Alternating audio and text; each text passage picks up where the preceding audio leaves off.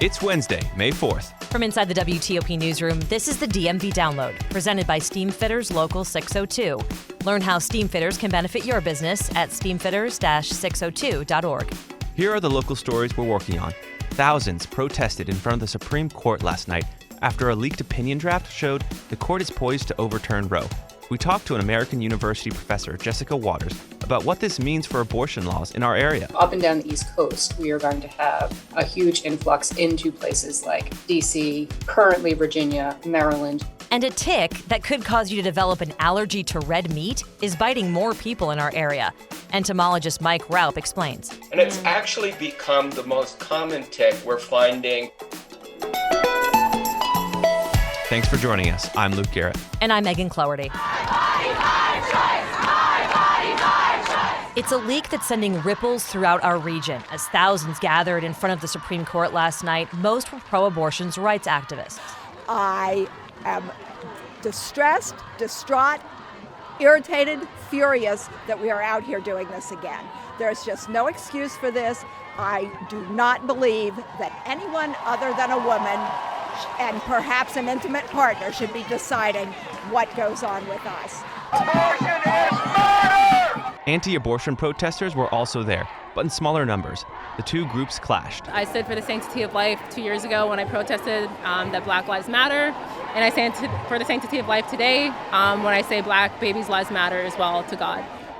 Despite the leaked draft opinion from the Supreme Court having no legal bearing, as it's not a decision, it's ignited a social and political firestorm. In short, access to an abortion, a federal right for 50 years, could evaporate in a few months. Many states have trigger laws in place that would immediately change state law if Roe is overturned. But where do abortion laws in our region stand? And for that, we turn to Professor Jessica Waters. She's Dean of Undergraduate Education at American University and an expert on reproductive rights law. So let's start with trigger laws. These are laws that are passed by state legislatures that basically ban abortions only if Roe is overturned. And around half of the states in the country have these trigger laws in place. So Jessica, are there any trigger laws in the DC region? So when we think about trigger laws and we think about the future of the right to access abortion following what is very likely a Supreme Court decision that will track Justice Alito's leaked draft opinion, we will likely see roughly 26 states, if not more, almost immediately ban or restrict abortion. That is not in the immediate DC area, but there is one in place in West Virginia. So not Virginia, Maryland, or DC, but West Virginia does have the ability to immediately ban or restrict abortion. And so if the law does end up changing and there is that change in West Virginia, there could still be an effect on our area as many women who can't get abortions there will travel here. What does that mean? I mean, as far as resources, as far as how these states could prepare, if at all? I mean, is that something that's on the minds of abortion clinics or in the conversation right now? Absolutely. We are about to enter an era where the ability to access abortion care is going to be dependent on the state in which you live and how much money you have. We also know when we look at pre-Roe statistics that even when abortion is not legal, women find ways to access abortion care because they need it. This is not hypothetical because we just saw this in Texas. When the Texas ban went into effect, we saw thousands of women streaming out of Texas and into the nearby state of Oklahoma. They saw almost a 2,000% increase in women leaving Texas and going to Oklahoma to access abortion care. Would North Carolina, would that affect Virginia? So I think what we will see is that where we have states where abortion remains protected and legal, we're going to see women from all over the country streaming. I don't think it's just going to be neighboring states. I think it's going to be, up and down the East Coast, we are going to have a huge influx into places like DC, currently Virginia, Maryland, places like New York. We'll see that on both coasts, I think. Right. And you mentioned DC there. And DC is not a state. We know that very well here. And because of that, we have city officials who make decisions, but Congress and the federal government actually can make decisions here. So if Roe is overturned and the federal government is controlled by, Republicans, is there a chance that, the current abortion laws in DC could change? Yeah, this one is a bit murky, but there is reason to be scared, right? Because we know that in the past, the federal government has interfered in DC's ability to, for example, fund abortion care for low-income women. So there is precedent of the federal government acting in that way. How far they could go with other abortion restrictions is a little bit unclear, but certainly there can be interference, and there is reason to be very concerned that we would see that overstepping. And the concern being, just to keep it not political, if even possible, the people of D.C. have chosen that to be the law of the land for them. So it goes against the whole idea, in my mind, of the Supreme Court saying, if they do decide this should be a state right if D.C. isn't even getting that right to decide for itself. This certainly goes to the question of DC statehood, right? But the question of local versus federal control, yes, there does seem to be a disconnect if the federal government were to regulate access to abortion care in DC. That seems to fly in the face of this principle of local versus federal control. And just to review, what are kind of the current abortion laws and rights in the district? So DC is a city that has very permissive abortion policies. It is not a city that has restrictions for later term or third trimester abortions. And it does not have many other restrictions at all. There are some funding restrictions about when funds can be used. Federal funds and city funds can be used to fund abortion care. But for the most part, there is wide access to abortion care in DC. And now moving to Maryland, there's a new law, actually, that the General Assembly just passed. They actually overrode a veto by Governor Larry Hogan. It's called the Abortion Care Access Act. So what is this new law, and how might it relate to this new potential ruling from the Supreme Court? It's an incredibly interesting new law because what it does is it expands the pool of people who can provide abortion care. So rather than simply physicians being able to provide care, the act allows for people like nurse practitioners and midwives and physician assistants to provide abortion care and training. And now to Virginia, of course. What is its current law? Virginia does not have a trigger law in place, but it does have restrictions on coverage for insurance policies. So, for example, public employees not being able to use their insurance in most cases for abortion.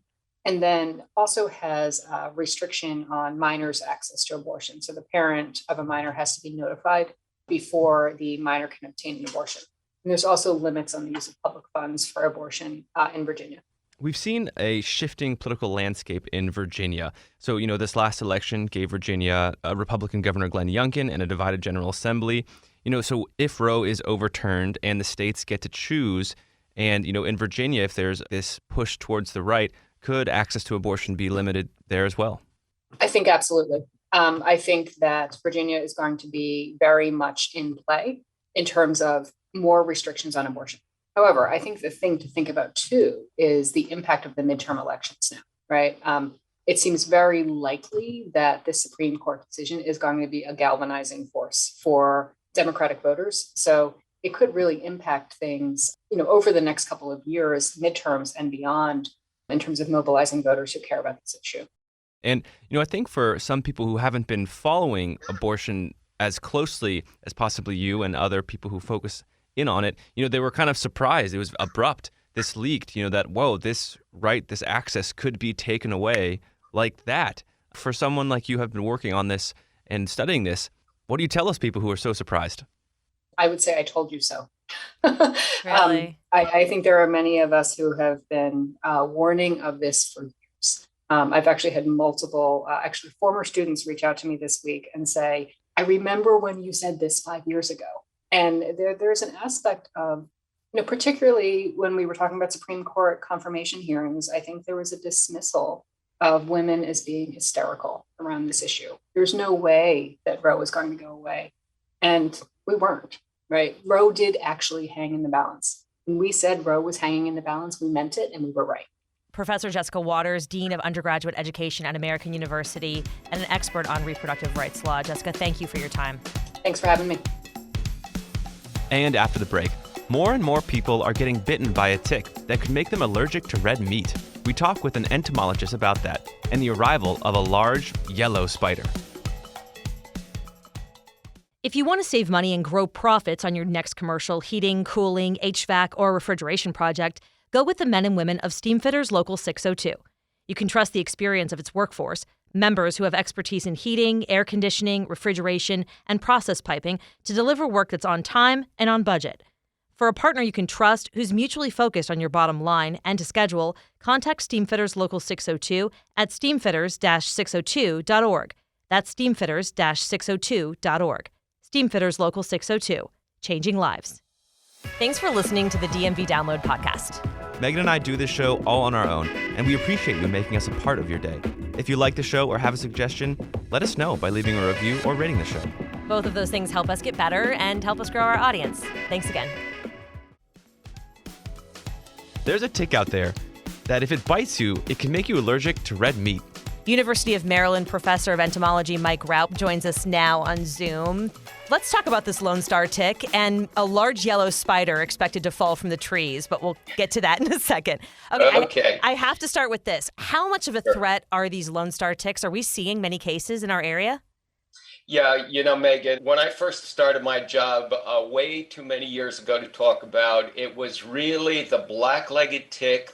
We've seen kind of a shift over to a tick we call the Lone Star tick.